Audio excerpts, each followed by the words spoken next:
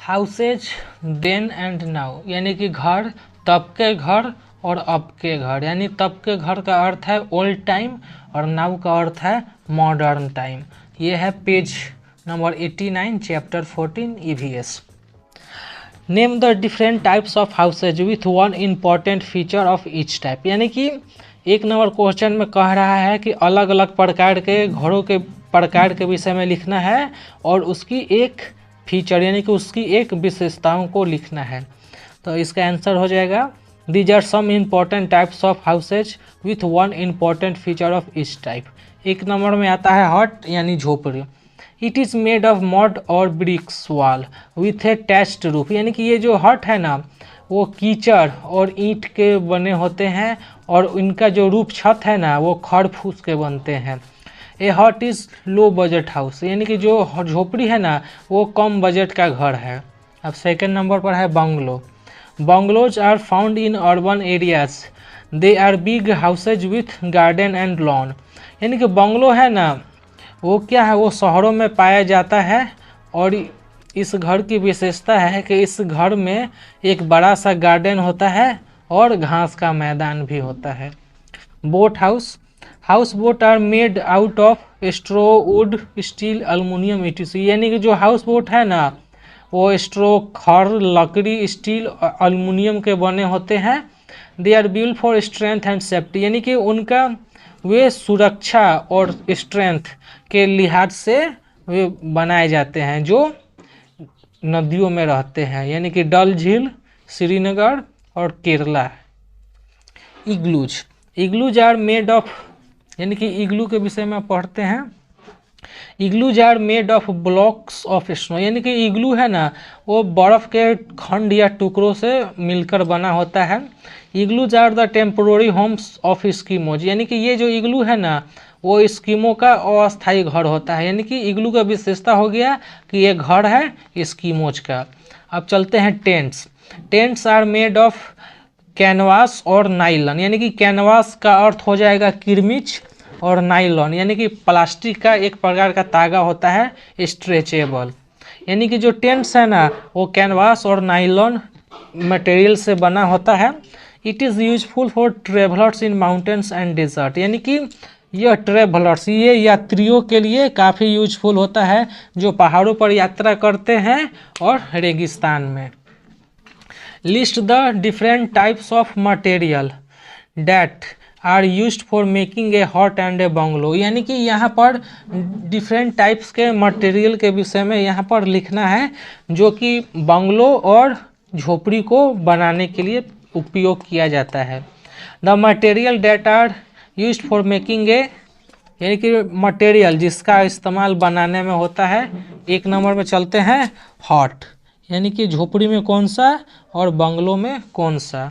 Huts, हट बनाने के लिए like muds, straw, dried leaves and bamboo, यानी कि झोपड़ी बनाने के लिए कीचड़, खड़, सूखी पत्तियां और बांस का इस्तेमाल होता है अमूमन हट को बनाने में, झोपड़ी को। अब चलते हैं बंगला। बंगला यानी कि अमीरों का झोपड़ी। They are made of baked bricks, यानी कि जो बंगला है ना वो पके हुए ईंटों, स्टोन, पत्थर, मार्बल, संगमरमर, आयरन, लोहा, मोटार। मोटार यानी कि गारा, यानी कि मोटार मतलब होता है गारा, यानी कि एक प्रकार की यह मिश्रण होता है जो पुराने ज़माने में यूज किया जाता है। सीमेंट, टिम्बर एंड ग्लास, यानी कि मोटार, सीमेंट, टिम्बर यानी जो लकड़ी और ये ग्लास यानी कि शीशा का इस्तेमाल कर कर बंगला को बनाया जाता है। अब थर्ड नंबर चलते हैं answer. Third number, name the types of houses that you can see in your immediate neighbourhood. Immediate मतलब जो आप देखते हैं अपने आस पड़ोस में विभिन्न तरह के घर, उसी के विषय में यहाँ पर नाम लिखना है।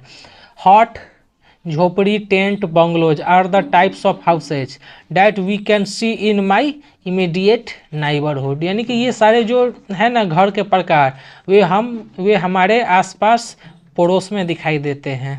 इमीडिएट का यहाँ पर अर्थ हो जाएगा हमारे आसपास के पड़ोस में।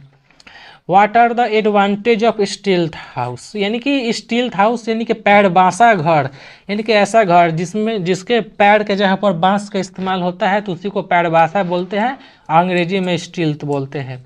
इसका कुछ एडवांटेज यानी कि इस स्टील्थ हाउस के कुछ फ़ायदे। पहला फ़ायदा हो जाएगा view stability protection ventilation are the advantage of a stilt house, यानी कि व्यू नज़ारा स्टेबिलिटी यानी कि जो बैलेंसिंग हो जाएगा, प्रोटेक्शन सुरक्षा वेंटिलेशन यानी कि जो हवा इधर से उधर आसानी से आ जा सके, इसके कुछ क्या है मेन एडवांटेजेज है। List two difference between older house and modern house, यानी कि दो अंतर लिखना है पुराने ज़माने के घर में और मॉडर्न यानी कि नए ज़माने के घर में। तो क्या होगा आगे चलते हैं। Old houses are built from providing shelter and safety to the old family, यानी कि जो पुराने घर है ना वे सुरक्षा और पूरे परिवार के आवास के लिए बनाए जाते हैं, यानी कि सुरक्षा और शेल्टर यानी कि जो रहने की व्यवस्था, यानी कि सुरक्षा एक हो गया और शेल्टर दो हो गया, दो डिफरेंस। अब चलते हैं मॉडर्न में। Modern design houses are based on principle of convenience economy health sanitation as well as safety, यानी कि जो नए ज़माने के घर है वो इकोनॉमिक कन्वीनियंस टिकाऊ इकोनॉमी हेल्थ सुरक्षा सैनिटेशन यानी स्वच्छता और सेफ्टी के ख्याल से ये मॉडर्न युग के घर बनाए गए हैं। कन्वीनियंस का अर्थ हो जाएगा सुविधा।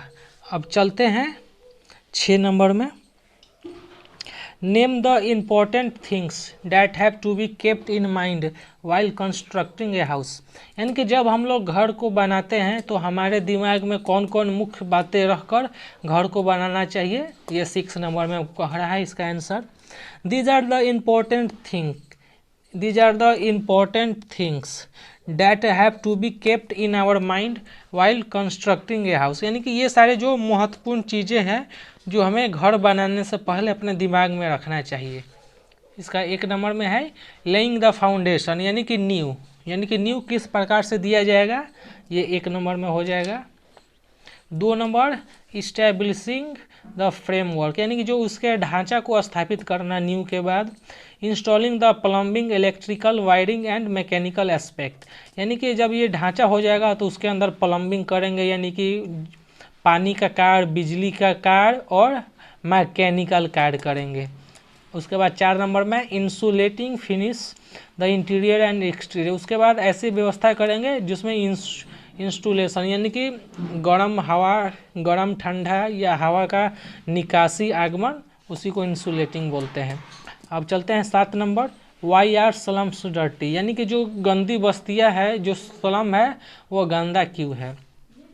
Over crowding leads to faster and wider, यानी कि जो ओवर क्राउडिंग है ना वो काफ़ी तेज़ी से फैल रहा है। Spread of diseases due to the limited space in slum housing, यानी कि स्लम बस्ती के अंदर यानी कि जगह का कमी होता है जिस कारण से वो ओवर क्राउडिंग हो जाता है और ये देह पर देह चढ़ाकर लोग रहने लगते हैं जिस कारण से बीमारियां भी फैलता है। इस कारण से जो स्लम है वो काफ़ी डर्टी गंदा है।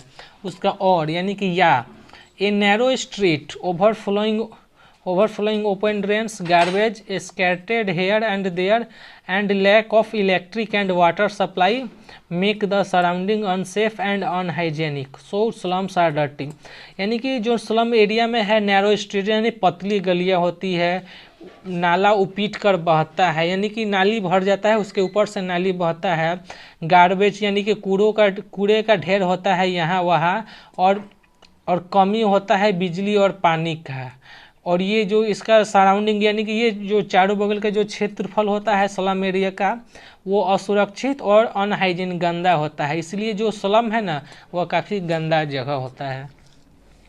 How do you look after your home, यानी कि आप अपने घर की देखभाल कैसे करेंगे, वही 8 नंबर में लिखना है।